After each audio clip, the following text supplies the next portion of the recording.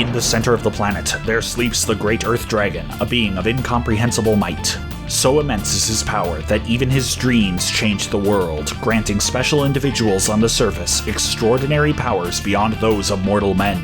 This is the Earth of the Mirage universe, and you're listening to the Mirage Barrage. Dillon, please, come back to the hospital, Tracy pleaded. Dillon plodded across the bridge. The highway below buzzed with afternoon traffic. The sun was blotted out by the overcast sky. The surroundings were marred by thick fog. Tracy scurried up from behind. I don't need to, Dillon finally answered her. You still need rehab, Tracy insisted. I'm scheduled for rehab. There's a difference. You're hurt, and I know you hate it when... Dillon leapt gracefully over the ledge of the bridge. Tracy gasped as her heart skipped a beat and nearly flew out of her chest. She sprinted to the rail, already reaching for her phone. She hit the emergency call button, but Dillon wasn't on the road below. Looking down, Tracy saw him clutching the outside ridge of the brim. His mechanical arm was firmly clutching the steel bars. He showed virtually no strain holding on with one arm. Tracy fluctuated between relief and anger every half second. Dillon perched his toes against the lower ledge of the bridge and pushed off. With an athletic flip, he hurled himself back over the rail and landed on his feet. His mechanical limbs compressed in a few key places. The impact was completely absorbed. I don't need rehab, Dillon repeated. What is wrong with you? Are you trying to scare me to death? Making a point. Fastest way to do it. The dumbest way to do it. What if you had slipped and fell? I didn't. You just got brand new to the world limbs. No one knows that you couldn't have slipped. It's been a month. They work. A month isn't that long. Tracy stared after him. Why did you do it? Sign the contract? Dillon asked incredulously. To get something back. No, I meant, why did you do it without talking to anyone first? It's my life. After a moment. You have a contract now, Tracy pointed out. You have to go back for rehab, for the data collection. Are you working for them or something? No, I'm worried about you, you idiot. Now you're on the hook to them. Dillon, you have no idea what that can mean. I don't trust them. I don't either. Then why'd you do it? Because there's nothing they can do to me. That doesn't sound like you. I think it does. No, it really doesn't. Then who was I really? Tell me, because after dozens of people visited me, each talking to someone else, someone who didn't exist, I'm thinking there was nothing to me but a pile of pretense. Oh, get over yourself, Dillon. Do you really think I would have been with you if you were whatever you're saying you were? No, you're right, Dillon conceded, cooling significantly. You were right about everything. I was an idiot. I could have done something. I could have tried. I didn't know what I had. He sat down. I'm sorry I didn't listen. Okay, then listen now, please. Come back to the hospital and let's look over whatever trait made you sign. It's a bit late now. Don't fall back down this spiral again. I'm telling you, we can get through this. I'm sure we can. You're listening to me, right? I am. You still have a future. Maybe so. Dillon, I'll figure something out. We'll figure something out. Of course. You're holding something back. I'm agreeing with you. That's not what I said. What more do you want? I want to know what you're thinking. I'm just brooding. No, it's more than that. Then go ahead, read my mind. You're evading. Nothing's going on. You're lying. Drop it. You want to help? Drop it already. It's about the supers, isn't it? Dillon remained silent. It is. You're going to hurt them. Dillon turned away. Tracy's eyes widened. You're going to kill them. Dillon turned back to her, eyes blank. I won't let you do this. I'll tell someone. The police, Will you? Dillon asked coldly. You'll protect them after what they did to Briar? Tracy's face hardened. She swallowed. Don't pull that card. I am. It's them or me. That's not fair. You shouldn't have asked. Dillon, that's not fair. Wake up, the world isn't fair. You know the cops will never do anything about some random supers. Not without a hero involved. And all of them around here are dead. Don't add to the pile. Save this sermon. I need this. Now are you going to stand with me? I'll stand with the real you. Bit late for that, I'm afraid. Then I can't. I know. That hurt Tracy more than Dillon could ever know.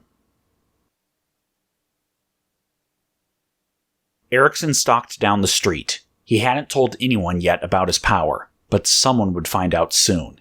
He thought he had just been getting stronger on his own. Every day he would hit the heavy bag. He saw progress, but nothing as dramatic as when he fought Kincaid. It had come out of nowhere, and it meant that his progress was nothing. It had been some stupid power. Even if no one found out about it, it had ruined the fun of hockey, of sports in general. Now he was looking for something else, so he stalked back towards the meeting place. He shoved the invitation back into his pocket. Dillon had been right. He watched Erickson pass underneath his rooftop perch. Yeah, Erickson had been the type to seek out others like him. He needed a pack to flock to. A pack of wolves, no doubt. Dillon was contented that the one super he knew, the one who wasn't in the hospital, that is, was seeking out others. That would give Dillon his first step towards finding Rave Star. Erickson stopped at a street. Cars whipped past. He tapped his foot impatiently. Dillon waited. The busy street would keep them here a while. He stepped forward for a better look. He was quiet, but his footsteps still made the slightest sound. He reached down towards his mechanical foot. His new appendages had several adjustments. For calibration, Dillon supposed. A better fit. Strange, it seemed a perfect fit already. It worked fine too. But now Dillon needed to coax out something more. He opened a panel and twisted a dial. The slightly pliable surface on the bottom of his feet softened. Dillon shifted his feet. His footsteps were barely audible. He adjusted it further. They were even quieter. A break in traffic appeared. Erickson crossed. Dillon would have to descend to pursue. He hopped over the ledge, landing in the alley. Landing on the balls of his feet, he was utterly quiet. Impressive. Erickson crossed. Dillon waited a moment before following. Erickson was making his way down a narrow side road. Dillon realized that they were the only ones on this street. He reached for a ledge. He would pull himself up, out of sight. It was just out of reach. Erickson slowed for a moment, as if he were about to turn. He didn't. Yet. Dillon saw something. He reached up to his mechanical arm. He clicked a switch. His forearm extended. Erickson turned. He thought he had heard something, but no one was behind him. He was all alone in the street. He was getting paranoid. Must have come with learning about his power. He continued down, following the directions he had been given, until he reached the club. A small building with a red sign reading The Infernal Rose. Dillon watched from above as Erickson entered. This was promising, but tricky. A meet-up spot for supers, surely. Yes, it had to be. He noted that Erickson used a side entrance, a cloistered entrance. But there were several bouncers to get past. He would need something more than his mechanical limbs. Unless they had more surprises left for him. Dillon strode into his house. "Hey, son, are you doing okay?" his father asked. "Fine," Dillon replied curtly. Are you sure?" "Yep, positive. Living it up." "Are you going back to your room?" "Don't worry, I'll be heading out soon." Okay," his father said, unsure, clearly off balance as Dillon strode over to his door. "By the way, someone left you a message." "What message?" Dillon asked, pausing only a second at his room. "Some man wanted to talk to you about your prosthetics." "I'll talk to the doctors later." "It wasn't a doctor. Some guy called Esposito. He said he was doing some research on the company that paid for the limbs." "Just leave me the number if you have to, and I'll deal with that later." Dillon closed the door behind him and strode over to the box the doctors had given him. He clicked open the latch. Several foam-encased limbs were held within. The doctors had suggested they would be better for different purposes. The ones he had on now were the lightweight ones, designed for athletic uses.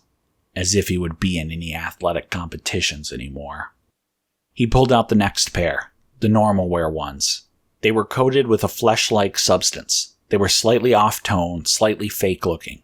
Close. Not close enough. Dillon had rejected them. He set them aside again now. Another pair of arms, one with black fingers, were supposed to be for heavy lifting. Perhaps they could provide some use. Then there were the legs. Interestingly, the athletic legs weren't shaped normally. They had some sort of paddles instead of feet, which curled up and around like upside-down question marks. They were quite springy. Dillon couldn't imagine what standing on them would feel like. There was a knock at the front door. Dillon ignored it. He considered the limbs again. There were more features on them than he had noticed before. Perhaps they really could help. "Dillon?" his dad asked through the door. "Yes," Dillon shot back. "You have a visitor." "I'm not home." "Come on, you're a better liar than that," a familiar voice called out. "Vivian?" Dillon asked, surprised. He turned back, closing the box. "In the flesh," she replied, stepping in. "I'll leave you two alone," Dillon's dad said and slunk off. "What are you doing here?" Dillon asked. "I thought you were in California." "I was. I decided I needed to come back." "That's stupid." "Stupid? I came back to check on you." Huh? That is stupid. You had a gig." "And what's that compared to a friend?" Dillon paused a moment, then shook his head. "Thanks, but you should head back." "Because you're fine?" "Yes." "I spoke to Tracy." Dillon didn't respond. "It doesn't take a psychologist to see something's eating at you," Vivian said. "It's not your burden." "Don't get dramatic on me. Everyone could use a little help. An extra pair of shoulders to carry that weight." "Vivian, look, I appreciate it, but I don't want to talk about it." "Fine. Don't do it for you. I'm selfish. I need you to let me help. For me." "What do you mean?" "None of this would have happened in the first place if I didn't need your bike." "Vivian, that's crazy. None of this is your fault. You didn't do this to me." "No," Vivian said slowly, sounding unconvinced. "Those 3 supers did." Dillon noticed an all too familiar smoldering flame behind her eyes. Vivian was looking for something. Redemption in her own mind, perhaps? It wasn't rational, but it could be useful. Just for now, though. "You want to help?" Dillon asked. Vivian nodded. "What do you know about special effects makeup?" The red lights of the infernal rose burned in the night. A small line of hopefuls twisted out from the entrance. Dillon wouldn't need to wait. He went around to the side, to the entrance for the supers. "Name?" the oversized bouncer asked.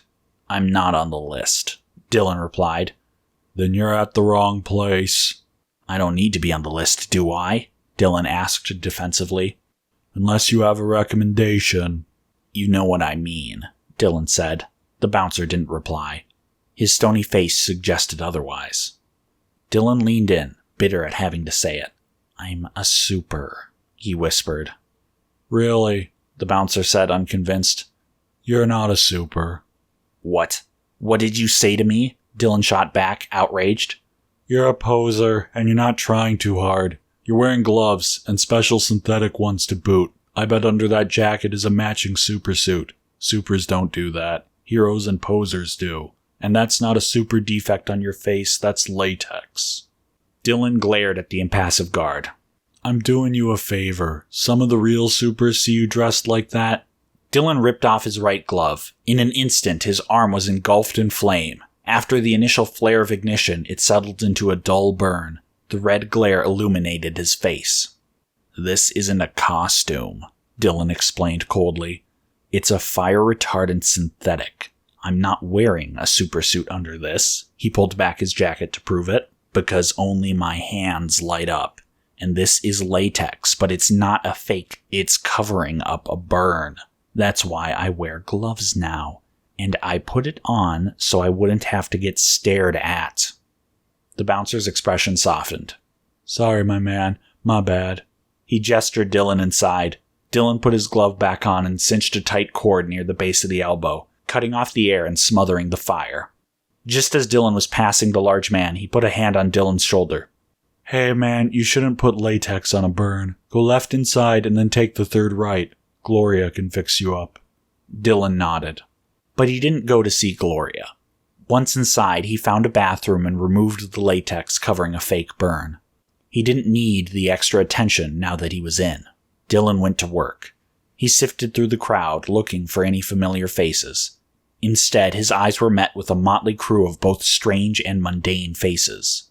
Some of the patrons here appeared entirely normal. Others only stood out because of odd, often colorful, choices in clothing. Perhaps some posers had made it in after all, or they had been let in by a real super. Often they were clustered around a central figure, almost worshipful of them. And of course, there were the supers themselves. The occasional figure with a clearly unnatural feature, often in the eyes. Sometimes strange skin, scaly or hardened, and sometimes entirely different body types. Dillon started carefully asking around, asking for Rave Star. A few knew of him, but no one knew where he was. No one close to him. After several minutes of careful interrogation, someone tapped him on the shoulder. He turned to see a nondescript man. "You're looking for Rave Star?" the man asked. "That's right," Dillon confirmed. "Follow me." Dillon was led around back, down a back hallway, and finally stopping before a door to an office. The man gestured for Dillon to enter. Carefully, he pried the door open. Inside, 3 men were waiting for him. 2 bouncers flanked a man behind the desk. Both bouncers were similar build, slightly tall, slightly muscular, but with hardened faces.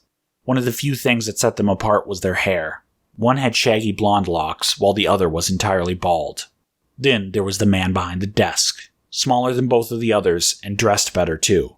He had cropped hair and several rings on his fingers. Despite his somewhat ostentatious appearance, when he spoke, it was softly. "You're new here, aren't you?" "That's right," Dillon said. "I'm looking for a friend." "Rave Star's a friend of yours, is he?" "That's right. Who are you?" "The doorman will do for now. I help arrange meetings between certain parties. And you must be a super. Show me." "Not to be snippy, but I've already been through this once," Dillon said. "Call it added security." Dillon glanced up towards the ceiling. "Do you have a sprinkler system?" The doorman nodded. "Clarence, turn it off." The man outside the door went and did something. A moment later, and the doorman looked back to Dillon. "Please, continue." Dillon sighed. "If you insist." He grabbed his left glove and pulled.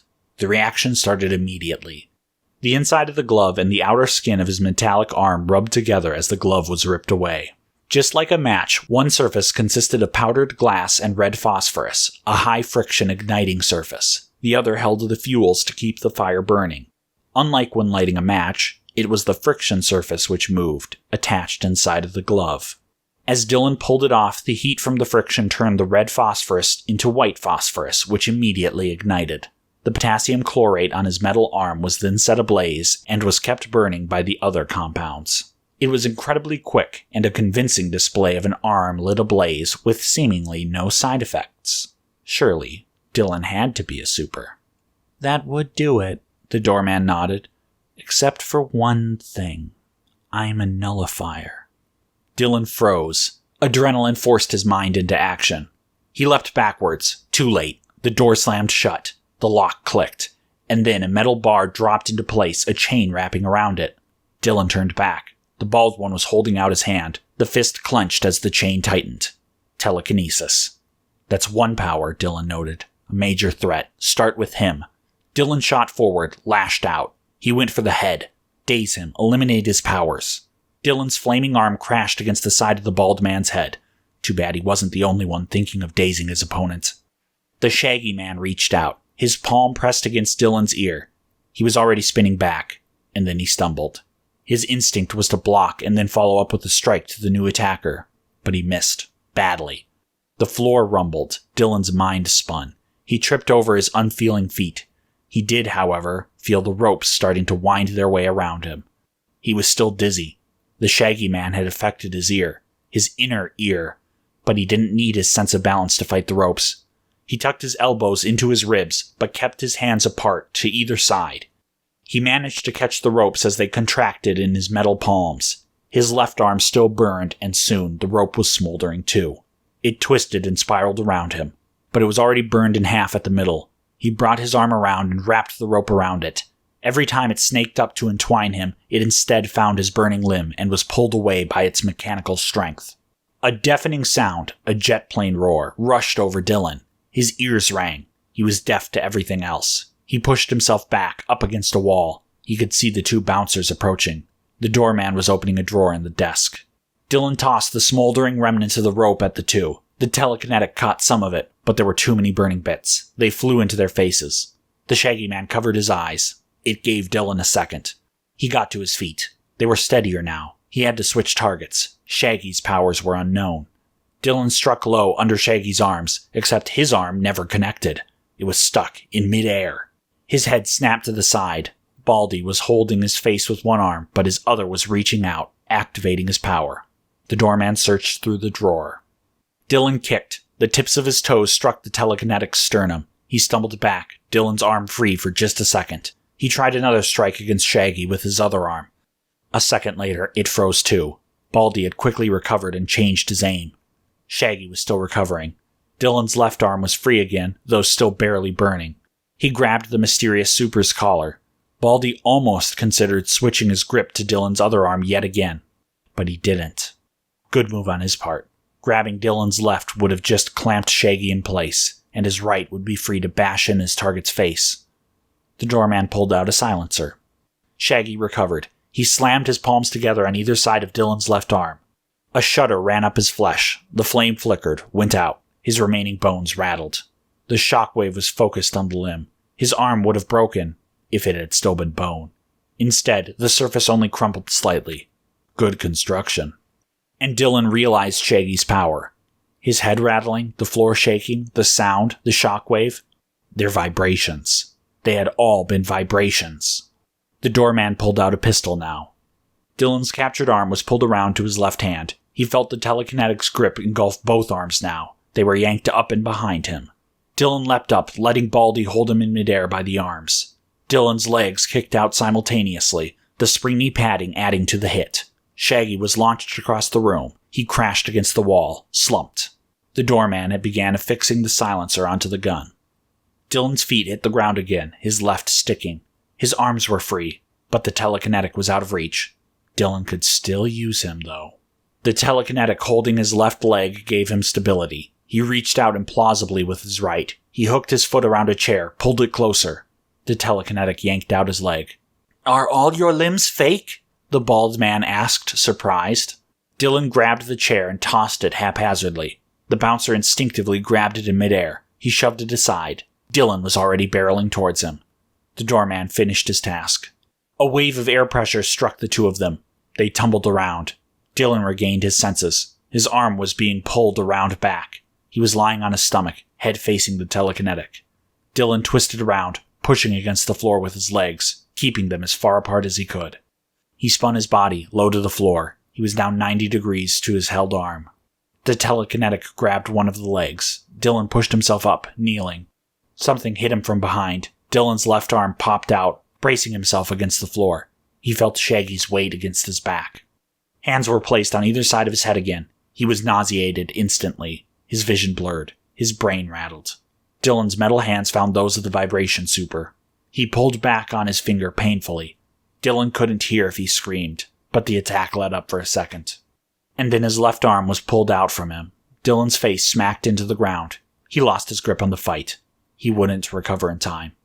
He didn't have to. He was barely aware of the doorman's body hitting the floor. A tall figure stood behind him, a small smoking canister in his hand. A silver metal beak pointed out from a wide-brimmed black hat. Goggled eyes stared fanatically at the supers, standing out from the black mask. The two bouncers quickly changed their focus. The plague doctor was ready. He dropped his round bottle and reached into his coat. 2 new glass bulbs were thrown from his hands. They shattered on the supers, the fluorescent yellow liquid splattering them. Only then did they have a chance, just a chance, to notice the other canisters the doctor had drawn. Keychain loops were around 2 of his fingers like rings.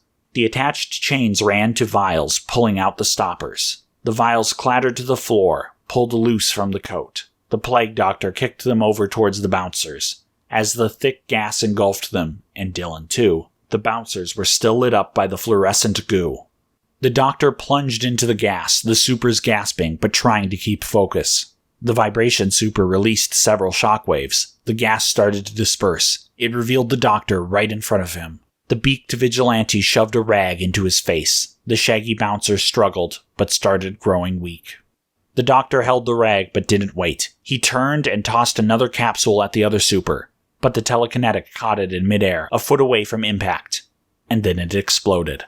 A dazzling light and deafening sound stunned the telekinetic. The vibration super dropped, and the plague doctor strode over to his last opponent. The bald bouncer grabbed a chair with his power and swung it across the room, but he had no idea where the plague doctor was anymore. He missed horribly.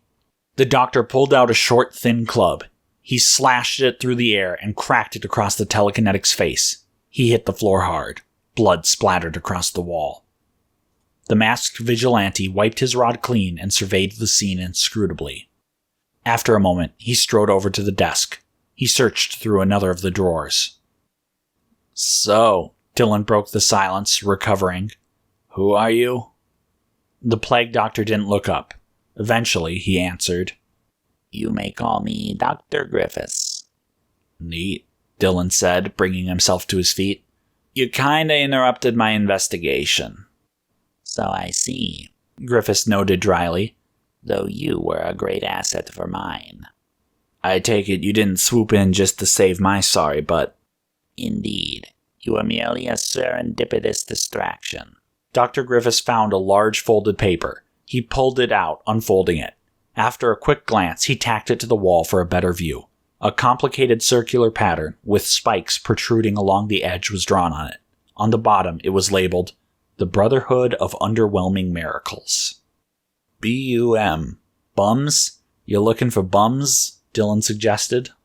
"Perhaps it is time you graciously take your leave," Dr. Griffiths suggested.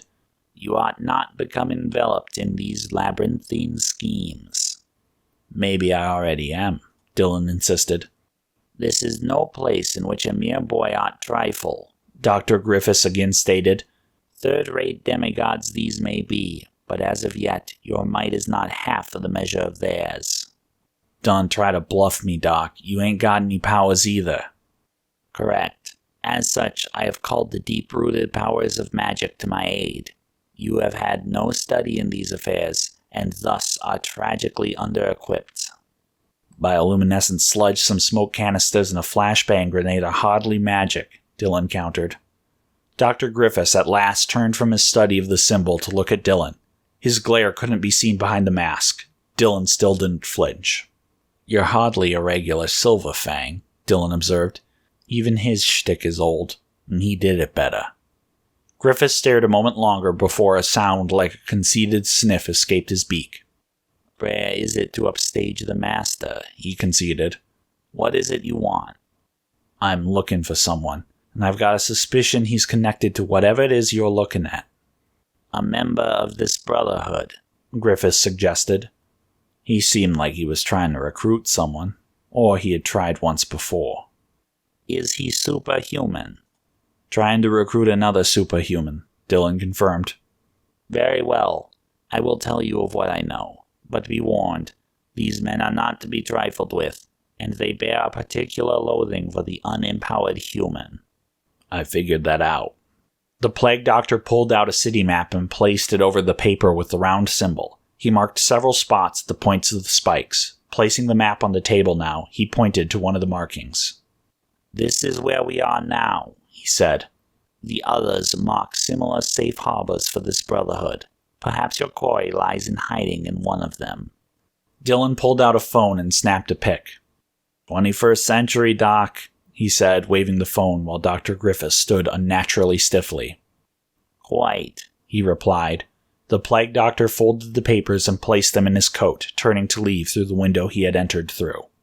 "One last thing, Doc," Dillon said. Griffiths turned back slowly. "You've got a bit more practice than me," Dillon noted. "Any tips you could spare? For my hunt." "Know your enemy, be prepared, and strike fast. use a gun. Dillon raised an eyebrow. You're not using a gun. They are only of use to me alive, Griffiths replied simply. He began lowering himself through again, then paused for one last addition. Wear a mask, he said, and then he was gone. Dillon looked over towards the unconscious bodies, towards the doorman's weapon. The next day at a different nightclub, a man in a hard hat came looking for management. When he got a chance to speak with someone, he informed them that he was missing a set of tools ever since the renovation. He got a chance to look around, and in one of the bathrooms in the back he found, tucked away, his empty tool bag. "Where are my tools?" the workman demanded. "How should I know?" the manager countered. "I left them here, and now they're missing. Someone took off with them. There's a lot of money in those tools. If you stole them, we're not responsible for loss if you just leave them lying around," the manager protested. "What were they doing in here anyway? I'm going to be wanting some compensation for this loss. We're not at fault here, and you'll be the one explaining to your boss why you left your tools unsupervised." The workman grimaced, trying to think of a new excuse to argue, but it was clear he didn't want to rope in his boss. "Fine, it'll be your fault," he said. "But I'll remember this." The manager ignored the last. It was hardly a threat, and an idle one at that. But he made sure the disgruntled workman was seen off the property quickly with his empty bag. He didn't notice what the workman had left behind during his search. It was dark when that same nightclub, Meltdown, really came to life. Inside, unannounced as always, their star attraction, the legendary DJ Rave Star, was getting the party in gear. The music was pounding, the lights were flashing, and soon the entire club was caught up in his tapestry of sound. He directed the wave of people from his podium of a DJ booth. Up there, his unusual appearance was hardly noteworthy. He was an icon, a true star. He didn't need powers to be exceptional. After his set finished, he returned to a small green room in the back of the building, on the second floor. It was set aside specifically for him and any of his guests. "Nice show, as usual," Vicky said, her long curly black hair falling over her shoulders in a tumultuous wave as she greeted him. "Thanks. Good crowd. Good energy," Rave Star commented. He sat down and Vicky moved up next to him. She carefully touched the glass over his eyes. "Does it come off?" she asked. "Yes," Rave Star said, a warning note in his voice. "It's good to see you feeling better after the procedure," Vicky said, trying to inject a note of warmth into her voice, trying to mellow the conversation before it could get tense. "I'm just wondering if the faceplate was necessary." "Many supers have atypical faces." "I know, but I miss your eyes." "It's necessary to guide the enhancements, to be a functional super." "And I'm happy for you, but you're so much more. Your music." "I'm more than a stage show." "I know that. It's just that it worries me that..." Someone knocked at the door. Rave Star sprang to his feet. "Quick, into the corner," he said. "Why, what's the big deal?" Vicky asked. "The others can't see me with mundane," Rave Star said hurriedly and closed the door behind her. He cracked open the door to the rest of the club. The guy on the other side said, "Hey man, you've got another gift. Hope you haven't eaten yet. This is still piping hot." "Hand it over," Rave Star instructed. He closed the door, holding the bagged meal from Burger Barrel. He turned up from the wafting aroma to Vicky. He caught her expression. "What?" he asked. "A mundane?" Vicky asked heatedly. "Is that all I am anymore?" "You know I didn't mean it like that. You're one of the good ones." Vicky looked back aghast. "You really have changed." She ripped a piece of paper from a notebook lying around. She scribbled something down and then shoved the paper into Rave Star's hands. "When you feel like being human again, come find me," she said. "I'll be out of service for a while." "But I'm not human," Rave Star said. "Yes, you are," Vicky insisted.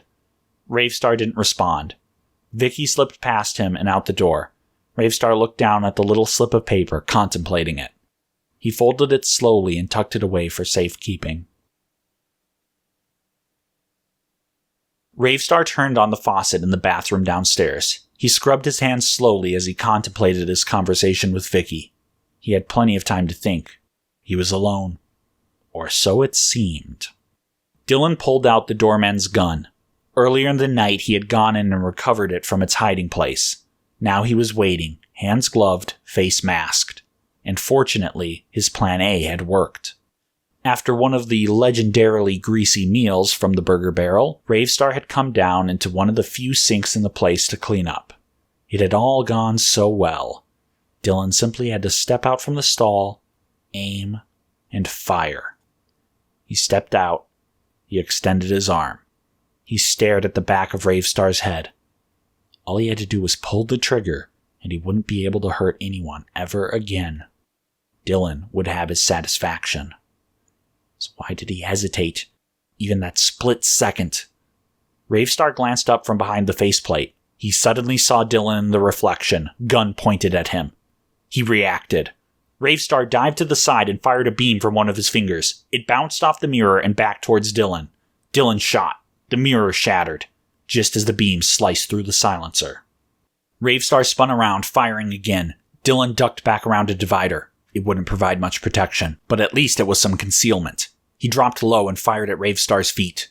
The shot echoed loudly off the tiled surfaces. Dillon could hear people scream from the dance floor, but he couldn't let this opportunity pass him by. Rave Star had leapt up and out of his sight. Dillon spun around the corner, taking aim. Rave Star had anticipated his movements. He was standing on the sink surface, feet far from the floor below. He fired. Dillon shot once before his gun was sliced through and his fingers were nearly taken with it. Rave Star jumped at the gunshot, which shattered what remained of the mirror. Rave Star was taking aim again, but Dillon was already on the move. He crossed the short distance between them in an instant. He smashed into Rave Star, who slipped on the slick surface. His head hit the wall and the two tumbled to the floor. Rave Star fired wildly. His beam sliced through the wall, cutting away a hole. The lights flickered. He had hit some power cables. The screams intensified outside. Dillon and Rave Star struggled viciously. Dillon had the upper hand at first. He once more smashed in Rave Star's faceplate. He was working him over when Rave Star recovered enough to fire his finger beams again. He missed wildly, but the dangerous rays made Dillon flinch. He made sure to stay out of their way, but that gave Rave Star a chance. His legs gripped Dillon, and he flipped him over and through the wall. Dillon, watching Rave Star's hands, didn't see it coming. Dillon was flung through the hole into a dark back room, a storage room by the looks of things. Only dim red emergency lighting illuminated the space. Dillon immediately realized he needed to scramble out of the way. Not a second after he dived aside did one of Rave Star's beams shoot through and illuminate the room. Dillon ducked behind a wall near the opening Rave Star had accidentally cut. He waited, crouched in ambush. Rave Star didn't rush in after him. Instead, a beam shot through the bottom of the wall. Dillon just caught a glimpse of it and leapt up as the ray carved a path inches above the ground. The beam sliced through the bottom of his right foot. His fingers dug into the wall at the top of his jump. His metal hands held him from the floor. The beam swept back and forth several times. Dillon let out a blood-curdling scream. A few seconds later, Rave Star poked his head through the hole in the wall, looking for his victim. Dillon dropped from his position and slammed into the super. Once more they tumbled across the floor. Rave Star tried firing again, but Dillon was controlling his hands, keeping them from pointing at his body. And it wasn't enough. Rave Star recovered, becoming vicious. His faceplate flashed and strobed, blinding and disorienting Dillon. An elbow struck him across the face. Rave Star grabbed Dillon by the collar and backhanded his head again. He extended his fingers, preparing to fire. All at once the lights went out. Rave Star's face still flickered in the darkness. Dillon's was illuminated by his faceplate.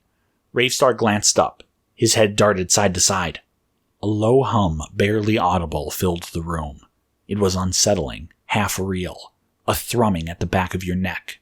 The longer it went on, the more ill Dillon felt. Rave Star clearly felt the same. He dropped Dillon and stepped backwards. He wasn't just uneasy, he sensed a threat. A moment later, a red pentagram glowed in the darkness just behind Rave Star. It flickered like embers in a fire. Rave Star stopped in his tracks. He saw it over his shoulder. His unmovable face somehow turned to fear.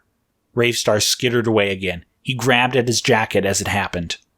Over the hum, a clatter of footsteps could be heard. Rave Star immediately spun and fired the energy beam from his finger. It lit up the room once more and then shot into the darkness. In response, something skittered across the floor. Tiny black silhouettes were framed against the burning pentagram. They skittered, crawled. Rats, Dillon thought. Rave Star might have been thinking something similar. He seemed to recoil from the floor itself. In haste, convulsing in disgust, he pulled up his jacket. He tore at something in the side of his faceplate. Just as he covered up his glowing mouth, the glass plate over his eyes went dark. Something ran through the darkness again. Rave Star instinctively fired. Again, something skittered across the floor.